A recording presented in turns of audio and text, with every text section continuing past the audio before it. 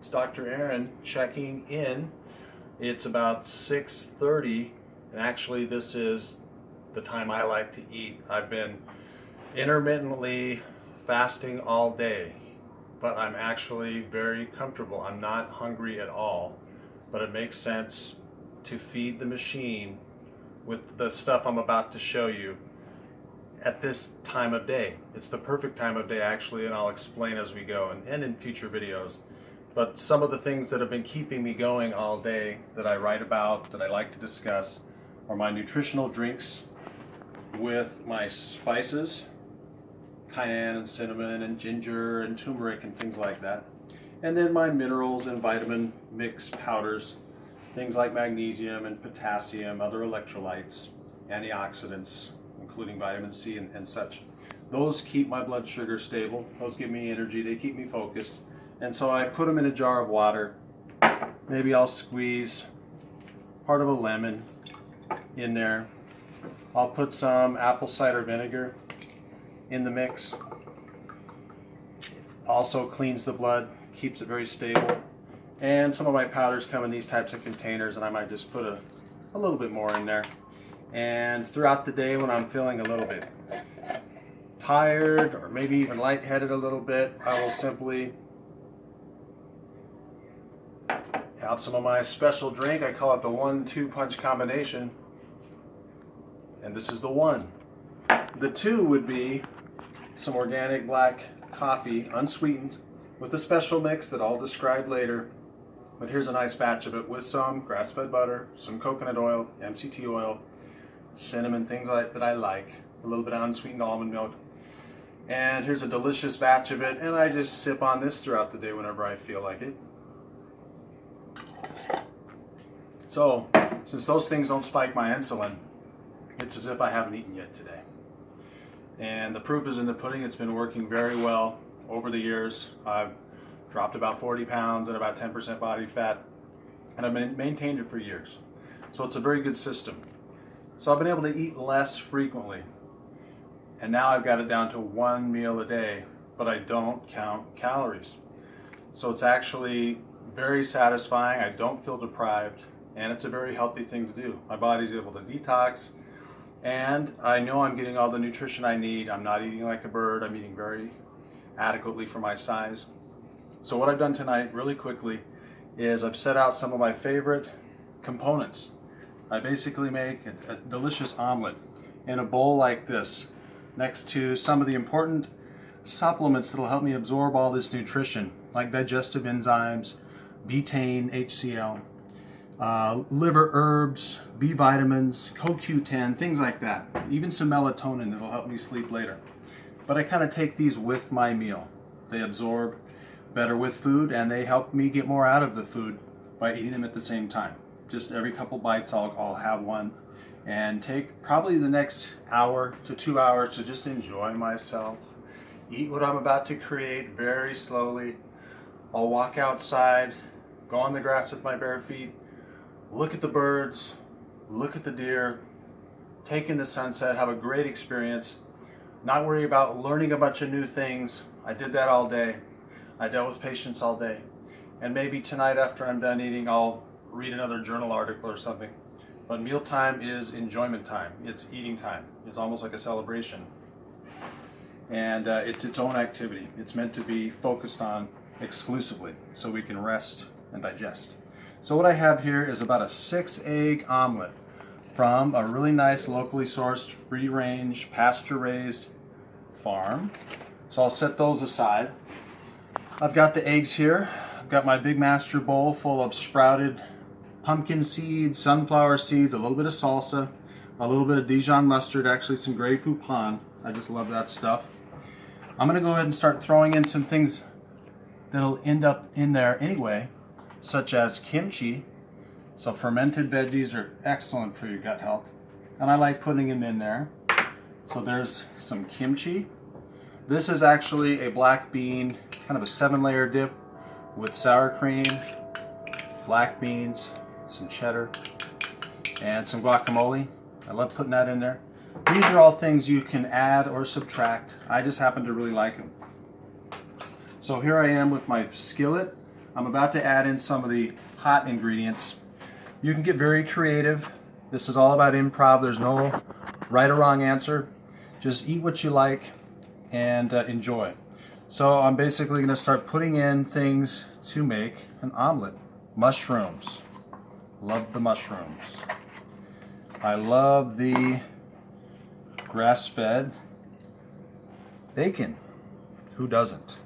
So I'll put that in there. I'll even melt down some of this Kerrygold grass-fed sharp cheddar. That can be warming up. I'll start to saute the onions. I like to get all the veggies and things. Here's some sliced zucchini. And I know it looks like a lot, but I'm a growing boy. And I need all of this in the next hour or two. But I'm going to take my time and enjoy this. Like I said, I don't go without. These are other options. These are sliced up grass-fed beef frank. This is an incredible grass-fed meatloaf, ground beef from the other night. And I saved time by eating the rest of it now. I don't want to waste any. So why not? I'm going to put it all in there. This is a little bit of a little beef jerky stick. Of course, grass-fed, it does matter. It's healthier for you. So you could say there's about 6 ounces of meat in there. That's perfect for a above average size guy. You could go less, maybe 3 ounces, maybe up to 6 if you're active, if you're a bigger appetite, bigger guy. Ladies, maybe cut that in half. We probably don't need as much protein as we need, but I kind of like it. This is incredible pecan and cinnamon and coconut palm sugar encrusted yummy yams, we like to call them. A Thanksgiving favorite, but I say any time of year. I could eat them every day. I like putting them back in and thickening up my omelet. So that's what I'm going to do. So I set that aside. I actually have some arugula. I'll keep on the cold side. I'll have that in my bowl. I'm going to be combining these things in about 1 minute when I get these things hot enough. Here's some orange and yellow pepper. And we're pretty much almost done. I would say one more little component that's incredible. Here's a little trick. If you want to know an easy way to slice up an avocado, I go all the way around like this. I unfold it like that. I'll keep the pit in another video. I'll show you why I like to use the pit in a smoothie. It's very good for you. But I'll set it aside for now. And I'm just going to hollow out the meat of the avocado. Put it in the bowl as my cold side that awaits all this deliciousness from the hot side of the omelet. And I'll just set it aside for now. And the last step is to, well, I guess I could put in my cherry tomatoes from the garden. Yeah, the cold ingredients are now done. I'll do a little bit of black pepper shaker. Can't hurt. Can help you absorb some of those fat-soluble goodies. Kind of unify the dish. I love the black pepper. You can put sea salt, you can put other spices to taste, but this is kind of where I'll stop for now. It's pretty adequate. Then I'm going to start cracking the eggs. And that's fun too. Kids can do it. They get into it. And I'm gonna go for about 6 or 7. We need those good sources of cholesterol so we can build our vitamin D and our bile and our anabolic hormones. We're going to rebuild the body, stay youthful. We want to build the testosterone and the progesterone and the cortisol, have everything ready. It comes from cholesterol, so we need to have enough of that in our diet to rebuild our brains and our cell membranes. So get those eggs, they're perfect superfoods. Now I won't bore you with mixing it to finish, but you get the idea. It's kind of a stir fry. I have a lot of complexity here, but it's a lot of diversity. It's not boring, it's very colorful, it's well rounded. I'm going to leave the eggs kind of soft scrambled so I don't destroy the nutrients. When you cook them all the way, they kind of denatures the proteins and kind of destroys some of the excellent well-rounded nutritional profile in that yolk.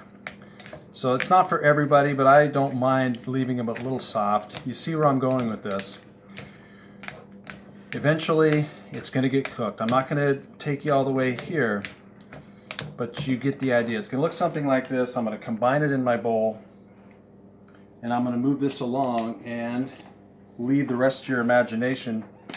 And I want to plate it just like the cooking channel. We'll pretend I'm done, but I'm basically going to combine the hot ingredients over top of the cold ingredients.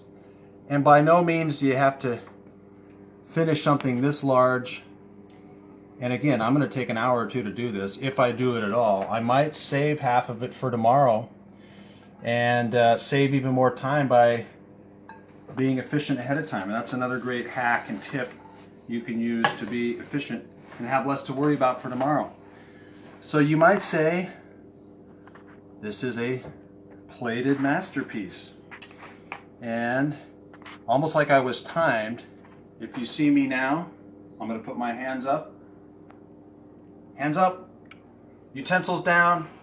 That's my video for tonight. This is Dr. Aaron signing off. I hope you enjoyed my masterpiece. I like being creative, I like eating well, and I like sharing with you how I do it. This is how you break an intermittent fast in style, one meal a day. Hope you enjoyed it.